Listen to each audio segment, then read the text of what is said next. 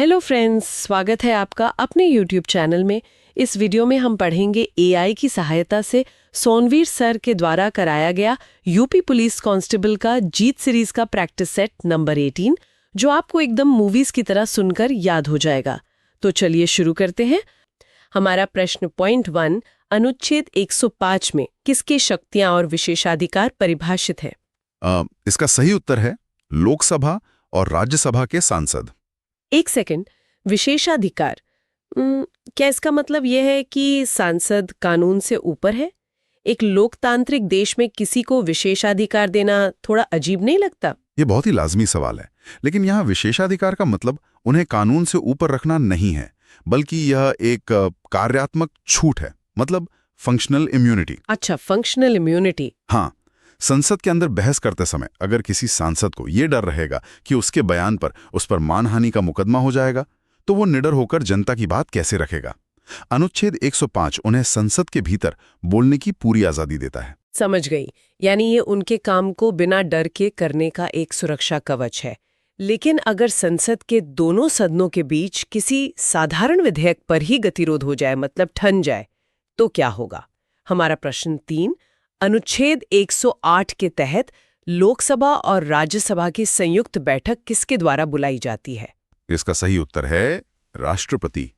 जब दोनों सदनों में सहमति नहीं बन पाती, तो देश के मुखिया यानी राष्ट्रपति इस अनुच्छेद का इस्तेमाल करते हैं। तो वो दोनों को साथ बुला लेते हैं? बिल्कुल, वे दोनों सदनों को एक ही जगह बुलाते हैं ताकि संख्या बल के आधार पर वोटिंग हो सके और जो अटका हुआ बिल है वो पास किया जा सके। ये तो बहुत सुलझावा तरीका है, लेकिन मेरी उलझन ये है कि पैसे से जुड़े मामलों में ऐसा कोई साझा रास्ता क्यों नहीं है? मेरा मतलब है, राज्यसभा तो राज्यों का प्रतिनिधित्व करती है ना। इसी से जुड़ा है हमारा प्रश्न 3, भारत के संविधान के निम्नलिखित में से किस अनुच्छेद के अनुसार धन विधेयक को राज्यसभा में पेश नहीं किया जाएगा? इसका सही उत्तर है अनुच्छेद 109।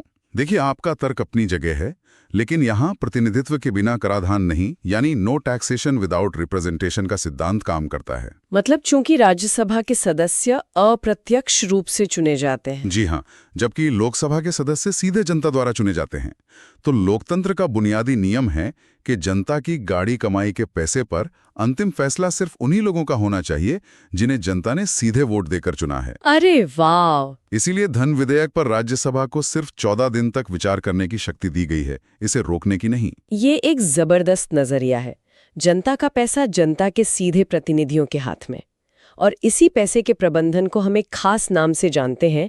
प्रश्न 4, संसद के समक्ष वार्षिक वित्तीय विवरण प्रस्तुत करने की संवैधानिक आवश्यकता भारत के संविधान के अनुच्छेद में दी गई है। सही उत्तर है 112। और दिलचस्प बात यह है कि जिसे हम आम बोलचाल में बजट कहते हैं ना, वो शब्द पूरे संविधान में कहीं नहीं लिखा है। सच में? पूरे संविधान में बजट शब्द ही नहीं है। एकदम सही। संविधान निर्माता इसे एक बहुत ही सटीक तकनीकी नाम देना चाहते थे, इसलिए अनुच्छेद 112 में इसे वार्षिक वित्तीय विवरण कहा गया है। ये सरकार की साल भर की अनुमानित कमाई और खर्चे का पूरा ब्यौरा होता है। अब चूंकि हमने ये समझ लिया है कि देश का बजट कैसे और कहाँ तय होता है, तो अब ये देखते हैं कि ये बजट हमें किन ऊंचाइयों तक ले जा सकता है। हमारे टैक्स का पैसा सिर्फ जमीन पर नहीं, अंतरिक्ष में भी इतिहास रच रहा है। प्रश्न 5, भारत का पहला सफल अंतर्ग्रहीय मिशन कौन सा है? सही उत्तर है मंगलयान। ये सिर्फ एक मिशन नहीं था यार, बल्कि एरोस्पेस इंजीनियरिंग का एक मास्टर क्लास था। लेकिन मुझे हमेशा ये हैरानी होती है कि हमने इसे इतनी कम लागत में कैसे कर लिया। मतलब हॉलीवुड की एक फिल्म से भी कम खर्चे में हम मंगल तक कैसे पहुंच गए? क्योंकि हमने सीधे रॉकेट को मंगल की तरफ नहीं दागा। इसरो के वैज्ञानिकों ने होमन ट्रांसफर ऑर्बिट का इस्तेमाल किया। होमन ट्रांसफर ऑर्बिट, वो क्या होता है? आसान भाषा में कहें तो उन्होंने अंतरिक्ष यान को पृथ्वी की कक्षा में घुमाकर गति बढ़ाई और फिर पृथ्वी की गुरुत्वाकर्षण का इस्तेमाल एक गुलेल की तरह किया, जिसने उसे मंगल की दिशा में फेंक दिया। इससे बहुत सारा ईंधन और पैसा बच गया। यानी विज्ञान और अर्थव्यवस्था का बेहतरीन तालमेल। हाँ। अर्थव्यवस्था को मजबूत करने का ये तरीका वैसे कोई नया नहीं है। अतीत के साम्राज्यों ने भी यही किया था। प्रश्न 6, अकबर का राजस्व मंत्री कौन थे? सही उत्तर है टोडरमल। राजा टोडरमल। उन्होंने ऐसा क्या खास किया था जो उन्हें इतना महान माना जाता है? उन्होंने 10 साला प्रणाली लागू की थी। उससे पहले किसानों से टैक्स लेना बहुत ही अव्यवस्थित था। तो टोडरमल ने क्या किया, पिछले 10 सालों की फसल की पैदावार और कीमतों का औसत निकाला। अच्छा, एक एवरेज निकाल लिया। हाँ, और उसके आधार पर एक बहुत ही वैज्ञानिक और पारदर्शी टैक्स प्रणाली बनाई। इससे किसानों को भी पता होता था कि उन्हें कितना देना है और मुगल खजाने को भी अपनी स्थायी कमाई का अंदाजा रहता था। और जब खजाने में अथाह पैसा आया तो मुगल बादशाहों ने उसे सिर्फ लड़ाइयों में नहीं बल्कि कला और वास्तुकला पर भी खर्च किया। प्रश्न 7, मुगल सम्राट जहांगीर ने शालीमार बाग का निर्माण में किया था। सही उत्तर है कश्मीर। लेकिन कश्मीर ही क्यों? दिल्ली या आगरा के आसपास क्यों नहीं बनाया? क्योंकि मुगल शासकों के लिए कश्मीर एक रणनीतिक ग्रीष्मकालीन राजधानी की तरह था। गर्मियों में उत्तर भारत की भीषण गर्मी से बचने के लिए जहांगीर कश्मीर जाता था। शालीमार बाग मुगलों के प्रकृति प्रेम और उनकी जल प्रबंधन इंजीनियरिंग का बेहतरीन उदाहरण है। ये वो दौर था जब भारत की इस चकाचौंध से आकर्षित होकर विदेशी व्यापारी भी आने लगे थे। प्रश्न 8, कैप्टन हॉकिंस ने किसके शासनकाल के दौरान भारत का दौरा किया? सही उत्तर है जहांगीर। 1608 में captain William Hawkins east India company के लिए सूरत में फैक्ट्री लगाने की इजाजत मांगने आया था। तो क्या ये संभव है कि जहांगीर और उसके बाद शाहजहां का वास्तुकला को लेकर जुनून एक तरह का शक्ति प्रदर्शन था, जैसे विदेशी मेहमानों को ये दिखाना कि देखो हम कितने ताकतवर और अमीर हैं? हमारा अगला सवाल भी इसी पर है। प्रश्न 9, कौन सा मुगल सम्राट पिएत्रा ड्यूरा या पत्थर जड़ना तकनीक और भारतीय वास्तुकला में दोहरे गुंबद को लोकप्रिय बनाने के लिए जाना जाता है? इसका सही उत्तर है शाहजहां। और हाँ, आप बिल्कुल सही कह रही हैं। वास्तुकला हमेशा से सॉफ्ट पावर का एक बहुत बड़ा हथियार रही है, ताकि बिना युद्ध लड़े ही दबदबा बन जाए। बिल्कुल। जब कोई विदेशी ताजमहल या लाल किला जैसी इमारतें देखता था तो बिना कोई युद्ध लड़े ही वो मुगल साम्राज्य की ताकत और खजाने का लोहा मान लेता था। शाहजहां ने पिएत्रा ड्यूरा यानी संगमरमर पर कीमती रंगीन पत्थरों की जड़ाई का जो काम करवाया, वो इसी भव्यता का प्रतीक था। वास्तुकला के अलावा मुगल काल में छवि चमकाने का एक और तरीका था, और वो थी पेंटिंग्स। प्रश्न 10, निम्नलिखित में से शाहजहां के चित्रकार कौन थे? सही उत्तर है केवल ए मोहम्मद नादिर समरकंदी और सी मीर हाशिम। मतलब राजाओं को पता था कि इतिहास उन्हें कैसे याद रखेगा। हाँ, मुगल चित्रकला अपने बारीक विवरणों के लिए जानी जाती थी। यह इस बात पर निर्भर करता था कि उनके चित्रकार उन्हें कैनवस पर कितना प्रभावशाली दिखाते हैं। अतीत के इन खूबसूरत महलों और बागों से बाहर निकलकर अब हम देश के असली आधार की तरफ मुड़ते हैं, हमारी खेती और प्राकृतिक संसाधन, क्योंकि बिना अन्न के कोई साम्राज्य नहीं टिक सकता। प्रश्न 11, हर खेत को पानी का नारा किससे संबंधित है? सही उत्तर है प्रधानमंत्री कृषि सिंचाई योजना। क्या ये सिर्फ नहरें बनाने के बारे में है? नहीं, इसका दायरा कहीं बड़ा है। ये सिर्फ पानी पहुंचाने के बारे में नहीं है, बल्कि माइक्रो इरिगेशन जैसे ड्रिप और स्प्रिंकलर सिस्टम के जरिए पानी बचाने के बारे में भी है, ताकि बारिश पर हमारी निर्भरता कम हो सके। एकदम सही। इसका असली लक्ष्य हमारी खेती की मानसून पर निर्भरता को खत्म करना है। और खेती के साथ साथ जमीन के नीचे छिपे खनिज भी देश की अर्थव्यवस्था का इंजन है। प्रश्न 12, डिगबोई, मोरन, शिवसागर और नहरकटिया तेल क्षेत्र भारत के निम्नलिखित में से किस क्षेत्र में स्थित है? इसका सही उत्तर है पूर्वोत्तर भारत। अरे, इस पे मुझे एक बहुत ही दिलचस्प वाकया याद आ रहा है। हाँ, बताइए ना। कहा जाता है कि अंग्रेजों के जमाने में असम के जंगलों में रेलवे लाइन बिछाने का काम चल रहा था। तभी उन्होंने देखा कि कुछ हाथियों के पैरों में तेल लगा हुआ है। अच्छा। हाँ, और जब उन्होंने हाथियों के पैरों के निशानों का पीछा किया तो उन्हें तेल का रिसाव दिखा। तभी एक अंग्रेज अधिकारी ने मजदूरों से चिल्लाकर कहा, डिग बॉय, डिग मतलब लड़के यहाँ खोदो, और बस वहीं से डिगबोई का नाम पड़ गया। ये एशिया का पहला तेल कुआं बना। अरे वाह, ये वाकई एक आहा मोमेंट है। इतिहास की ऐसी कहानियां तथ्यों को बहुत रोचक बना देती हैं। संसाधनों के साथ साथ हमारी भौगोलिक सुरक्षा भी बहुत महत्वपूर्ण है। प्रश्न 13, सुंदरी वृक्ष भारत में किस प्रकार के वनों में पाए जाते हैं? सही उत्तर है मैंग्रोव वन। इन मैंग्रोव वनों को मैं तटीय इलाकों का प्राकृतिक क्रम्पल जोन कहती हूँ। ये एक बहुत ही सटीक एनालॉजी है। जैसे कार के आगे का हिस्सा, जिसे क्रम्पल जोन कहते हैं, एक्सीडेंट के समय मुड़कर सारी ऊर्जा सोख लेता है और यात्रियों को बचाता है। बिल्कुल। वैसे ही मैंग्रोव पेड़ों की उलझी हुई मजबूत जड़ें सुनामी या चक्रवात की भयंकर लहरों की गतिज ऊर्जा को सोख लेती हैं और तटीय जमीन को कटने या बर्बाद होने से बचा लेती हैं। सुंदरबन का नाम इन्हीं सुंदरी वृक्षों पर रखा गया है। जमीन की सुरक्षा के बाद अब जरा आसमान की बात करते हैं। प्रश्न 14, भारत में हवाई परिवहन का राष्ट्रीयकरण कब किया गया था? सही उत्तर है 1953। यहाँ एक बड़ा सवाल ये उठता है कि सरकार ने निजी एयरलाइंस का राष्ट्रीयकरण क्यों किया? क्या प्राइवेट कंपनियां अच्छा काम नहीं कर रही थीं? देखिए, आज़ादी के बाद भारत में कई छोटी छोटी प्राइवेट एयरलाइंस थीं, लेकिन वे भारी आर्थिक नुकसान में चल रही थीं। उनके पास विमानों के रखरखाव के लिए पैसे ही नहीं थे। ओहो, जिससे यात्रियों की सुरक्षा खतरे में थी। जी हाँ। साथ ही एक विशाल और नव स्वतंत्र देश को जोड़ने के लिए सरकार को एक मजबूत नेटवर्क की जरूरत थी। इसीलिए 1953 में एयर कॉर्पोरेशन एक्ट लाकर 8 प्राइवेट एयरलाइंस को मिलाकर इंडियन एयरलाइंस और एयर इंडिया का निर्माण किया गया। ये एक बहुत ही तार्किक कदम था। अब आसमान से वापस धरती के अंदर चलते हैं, जहां हलचल कभी शांत नहीं होती। प्रश्न 15, सभी प्राकृतिक भूकंप कहाँ आते हैं? सही उत्तर है स्थल मंडल। छात्रों को इसे समझने के लिए मैं एक सरल उदाहरण देती हूँ। कल्पना कीजिए कि पृथ्वी एक उबले हुए अंडे की तरह है, जिसका छिलका कई टुकड़ों में चटका हुआ है। ये चटका हुआ कठोर छिलका ही हमारा स्थल मंडल या लिथोस्फेयर है। बिल्कुल। और इस छिलके के नीचे जो गर्म पिघला हुआ मैग्मा है, उसकी वजह से ये टुकड़े, जिन्हें हम टेक्टोनिक प्लेट्स कहते हैं, आपस में टकराते या रगड़ खाते हैं। और उसी से भूकंप आता है। हाँ, इसी रगड़ से जो भयानक ऊर्जा अचानक बाहर निकलती है, वही भूकंप के रूप में जमीन को हिला देती है। और इसी स्थल मंडल के नीचे एक और अनमोल खजाना है। प्रश्न 16, दामोदर घाटी में किस तरह का कोयला पाया जाता है? सही उत्तर है बिटुमिनस। ये भारत का सबसे मुख्य कोयला है। पर मैंने सुना है कि एंथ्रासाइट सबसे उच्च कोटि का कोयला होता है। हाँ, एंथ्रासाइट सबसे उच्च कोटि का होता है, लेकिन भारत में ज्यादातर बिटुमिनस ही मिलता है। इसमें कार्बन की मात्रा और जलने की क्षमता का एक बहुत ही संतुलित अनुपात होता है, जो इसे बिजली संयंत्रों के लिए आदर्श बनाता है। भूगोल और खनिजों को समझने के बाद अब हम कुछ खास आंकड़ों और प्रेरणादायक कहानियों की तरफ बढ़ते हैं, खासकर उत्तर प्रदेश और हमारी अर्थव्यवस्था से जुड़ी। प्रश्न 17, भारतीय सेना में पहली महिला जवान कौन थी? इसका सही उत्तर है शांति तिग्गा।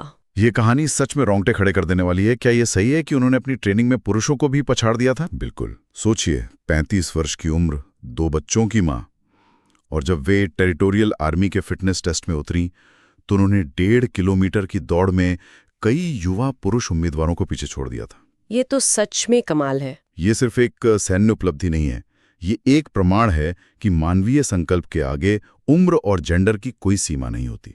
ये संकल्प हमें हमारे किसानों में भी देखने को मिलता है। प्रश्न 18, उत्तर प्रदेश में कितने कृषि जलवायु क्षेत्र पाए जाते हैं? सही उत्तर है 9।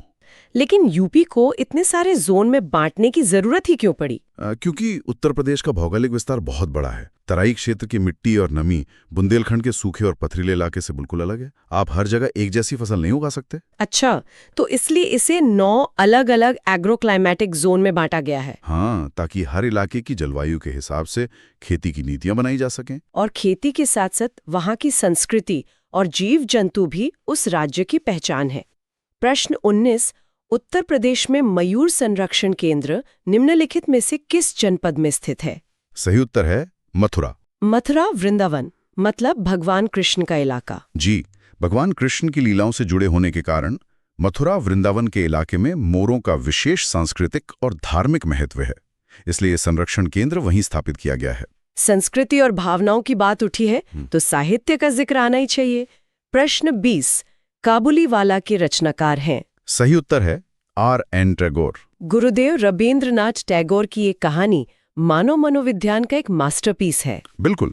ये दिखाती है कि कैसे एक कठोर दिखने वाले अफगानी व्यापारी के भीतर भी एक पिता का दिल धड़कता है, जो कलकत्ता की एक छोटी बच्ची मिनी में अपनी दूर बैठी बेटी की छवि देखता है। साहित्य की इन गहरी भावनाओं से निकलकर अब हम अर्थशास्त्र के कुछ ऐसे भारी भरकम शब्दों को डिकोड करेंगे जो अक्सर छात्रों को डराते हैं। तैयार हैं इस डिकोडिंग गेम के लिए? प्रश्न 21, स्तंभ ए में दी गई अवधारणाओं जैसे अवमूल्यन, मूल्यह्रास, अपस्फीति, विनिमय नियंत्रण को स्तंभ बी के साथ सुमेलित कीजिए। इसका सही उत्तर है विकल्प B, A4, B1, C2, D3। यहाँ मुझे एक बड़ा कंफ्यूजन है। अवमूल्यन यानी डिवैल्यूएशन और मूल्यह्रास यानी डेप्रिसिएशन, दोनों में ही मुद्रा की कीमत गिरती है, तो दोनों में अंतर क्या है और कोई भी सरकार जानबूझकर अपनी मुद्रा को कमजोर क्यों करेगी? बहुत ही शानदार सवाल। देखिए, मूल्यह्रास बाजार की वजह से होता है। जब विदेशी बाजार में आपके रुपए की मांग घट जाए तो उसकी कीमत खुद गिर जाती है। और अवमूल्यन? वो सरकार या सेंट्रल बैंक जानबूझकर करती है। ऐसा इसलिए किया जाता है ताकि अंतर्राष्ट्रीय बाजार में आपके देश का सामान सस्ता हो जाए। जब आपका सामान सस्ता होगा तो दूसरे देश उसे ज्यादा खरीदेंगे। मतलब आपका निर्यात या एक्सपोर्ट बढ़ेगा। ये तो एक बहुत ही सोची समझी आर्थिक कूटनीति है ना? बाकी शब्दों की बात करें तो अपस्फीति का मतलब है अर्थव्यवस्था में चीजों के दाम लगातार गिरना, जो मंदी का संकेत है। और विनिमय नियंत्रण का अर्थ है सरकार द्वारा विदेशी मुद्रा के लेनदेन पर लगाम लगाना। वाह, इस तंत्र को समझने के बाद अब ये सवाल बिल्कुल मुश्किल नहीं लगता।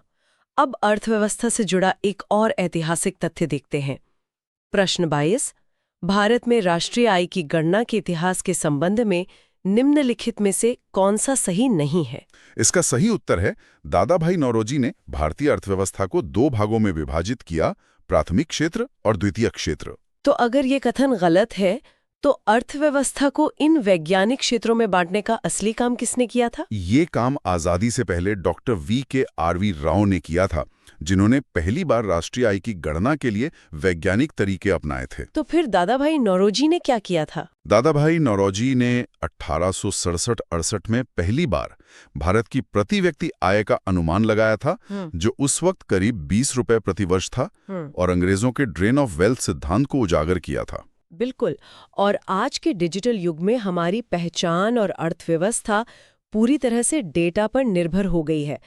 प्रश्न 23, UIDAI निम्नलिखित में से किस मंत्रालय के अधिकार क्षेत्र में आता है? सही उत्तर है इलेक्ट्रॉनिक्स और सूचना प्रौद्योगिकी मंत्रालय, जिसे हम MEIT भी कहते हैं। क्योंकि आधार पूरी तरह से एक डिजिटल और बायोमेट्रिक इकोसिस्टम है। जी हाँ, इसीलिए इसे इसी मंत्रालय के तहत रखा गया है। डिजिटल इंडिया के साथ साथ एक समावेशी भारत बनाना भी जरूरी है। हमने शांति तिग्गा की कहानी सुनी और वैसी ही सशक्त महिलाओं को आगे बढ़ाने के लिए सरकार नीतियां भी ला रही है। प्रश्न 24, भारत में महिला साक्षरता दर में सुधार के लिए भारत सरकार द्वारा निम्नलिखित में से कौन सा कार्यक्रम शुरू किया गया है? सही उत्तर है बेटी बचाओ बेटी पढ़ाओ। मुझे लगता है ये योजना सिर्फ कन्या भ्रूण हत्या को रोकने तक सीमित नहीं है। बिल्कुल नहीं, यह एक व्यावहारिक बदलाव मतलब बिहेवियरल चेंज लाने का प्रयास है। जब एक लड़की शिक्षित होती है तो वो पूरे समाज के सामाजिक आर्थिक ढांचे को मजबूत करती है। महिलाओं के सशक्तिकरण के साथ साथ युवाओं के लिए खेल भी एक बड़ा प्रेरणा स्रोत है।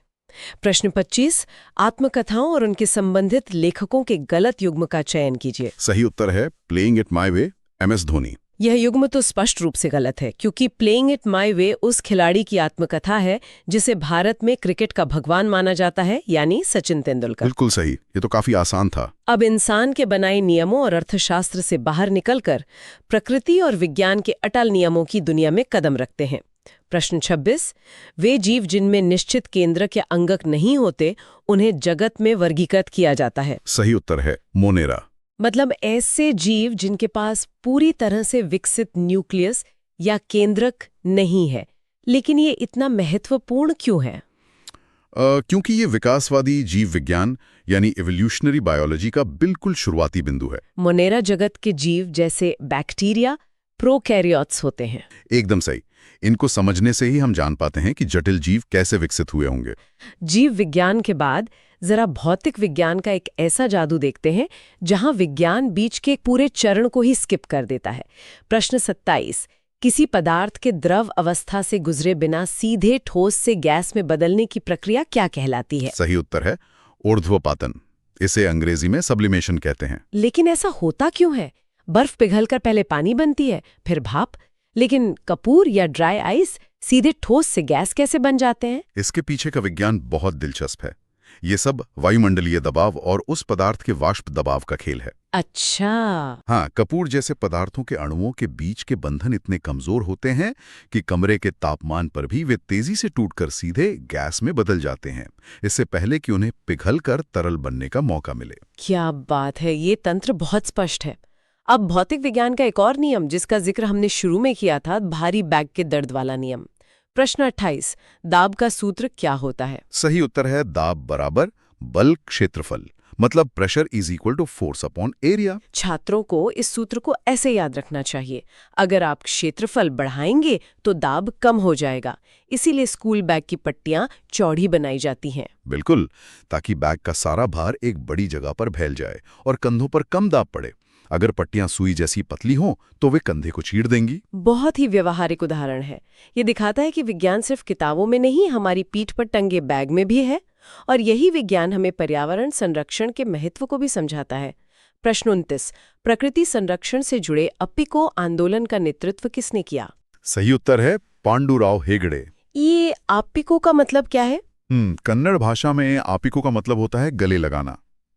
1983 में कर्नाटक में पांडुराव हेगड़े जी ने उत्तर भारत के चिपको आंदोलन से प्रेरित होकर पेड़ों को कटने से बचाने के लिए उन्हें गले लगाने का ये शांतिपूर्ण आंदोलन शुरू किया था। प्रकृति को बचाने का संदेश आज तकनीक के जरिए भी फैलाया जाता है। प्रश्न 30, MS वर्ड में एक डॉक्यूमेंट को का उपयोग करके प्रिंट किया जा सकता है? सही उत्तर है Ctrl+P।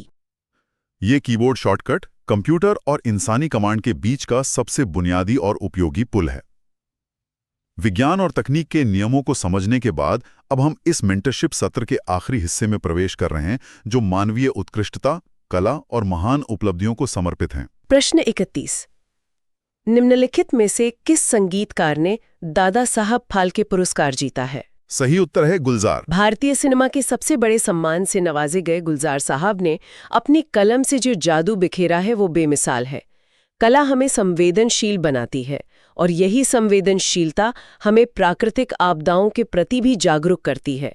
प्रश्न पॉइंट 32, विश्व सुनामी जागरूकता दिवस कब मनाया जाता है? सही उत्तर है 5 नवंबर। और यहाँ सीखने वाले छात्र हमारी मैंग्रोव वन वाली चर्चा को जोड़ सकते हैं। अगर सुनामी से बचना है तो तटीय इलाकों में उन सुंदरी वृक्षों के क्रम्पल जोन को बचाना होगा।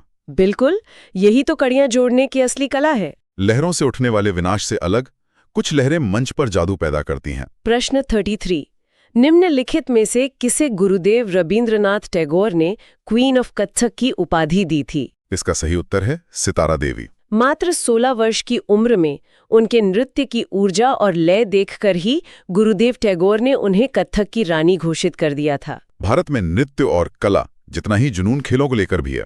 प्रश्न पॉइंट 34, ICC का पूर्ण रूप क्या है? सही उत्तर है अंतर्राष्ट्रीय क्रिकेट परिषद, यानी इंटरनेशनल क्रिकेट काउंसिल। ये संस्था पूरी दुनिया में क्रिकेट के नियम और टूर्नामेंट्स का संचालन करती है। लेकिन खेलों की दुनिया में ये सुनिश्चित करना बहुत ज़रूरी है कि कोई खिलाड़ी गलत तरीके से, यानी प्रतिबंधित दवाओं का सेवन करके दूसरों का हक ना मारे। प्रश्न 35, नाडा का मुख्यालय स्थित है? सही उत्तर है नई Delhi. National anti doping agency Bharat में खेलों को डोपिंग से मुक्त रखने और खिलाड़ियों को जागरूक करने का काम इसी संस्था का है। शारीरिक शुद्धता के साथ साथ वैचारिक और आध्यात्मिक शुद्धता भी समाज को दिशा देती है। प्रश्न 36, स्वामी विवेकानंद के गुरु निम्नलिखित में से कौन थे? सही उत्तर है रामकृष्ण परमहंस। स्वामी विवेकानंद जी के जो भी विचार हम आज पढ़ते हैं, उनकी आध्यात्मिक नींव उनके गुरु रामकृष्ण परमहंस जी के दर्शन पर ही टिकी है। महान विचारों से ही महान क्रांतियां जन्म लेती हैं और हमारे देश में तो कृषि के क्षेत्र में बहुत बड़ी क्रांतियां हुई हैं। प्रश्न 37, भारत की श्वेत क्रांति का उद्गम किस राज्य में हुआ? सही उत्तर है गुजरात। डॉक्टर वर्गीस कुरियन के नेतृत्व में गुजरात के आणंद से शुरू हुए ऑपरेशन फ्लड ने सहकारी समितियों का ऐसा नेटवर्क बनाया कि भारत दूध की कमी वाले देश से दुनिया का सबसे बड़ा दूध उत्पादक बन गया। और इसी कृषि क्षेत्र की उपलब्धियों का सम्मान करने के लिए एक विशेष पुरस्कार दिया जाता है। प्रश्न 38, हाल ही में पर्यावरण संरक्षण के लिए 31वें डॉक्टर MS स्वामीनाथन पुरस्कार से किसे सम्मानित किया गया है? सही उत्तर है सहज समृद्ध और वीरप्पन। दोनों विकल्प के अनुसार A और B दोनों सही हैं। यह एक बेहतरीन वैचारिक पुल है। डॉक्टर स्वामीनाथन, जिन्हें हरित क्रांति का जनक कहा जाता है, उनके नाम पर दिया जाने वाला ये पुरस्कार कृषि और पर्यावरण के क्षेत्र में काम करने वाले लोगों को दिया जाता है। बिल्कुल। हरित क्रांति और श्वेत क्रांति दोनों ने मिलकर भारत को आत्मनिर्भर बनाया है। अब जब हमने इन पूरे 38 प्रश्नों का सफर तय कर लिया है, तो मैं एक विचार श्रोताओं के सामने रखना चाहूंगा। जी बिल्कुल, बताइए। देखिए, आज हमने मंगलयान की भौतिकी समझी, संविधान के अनुच्छेदों पर बहस की और इतिहास की रणनीतियों को डिकोड किया। लेकिन इसका असल मकसद क्या है? हम इतिहास या विज्ञान सिर्फ इसलिए नहीं पढ़ते ताकि परीक्षा में एक नंबर मिल जाए। सही बात है। हम इन्हें इसलिए पढ़ते हैं ताकि हम एक ऐसा टूलकिट तैयार कर सकें जो हमें आज की दुनिया को बेहतर तरीके से समझने में मदद करे।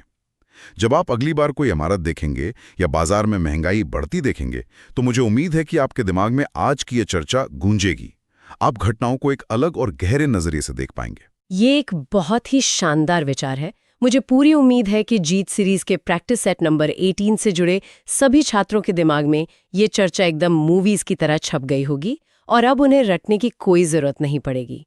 जानकारी को सिर्फ अलग अलग टुकड़ों में मत देखिए, बल्कि उसके पीछे काम कर रहे तंत्र को समझिए। अपनी जिज्ञासा को इसी तरह जिंदा रखिए, सवाल पूछते रहिए और सीखते रहिए। मिलेंगे अगले गहन विश्लेषण में। मेरा ये चैनल सब्सक्राइब करें और मेरे हर अपडेट आपको मिले, इसके लिए बेल आइकन जरूर दबाइएगा।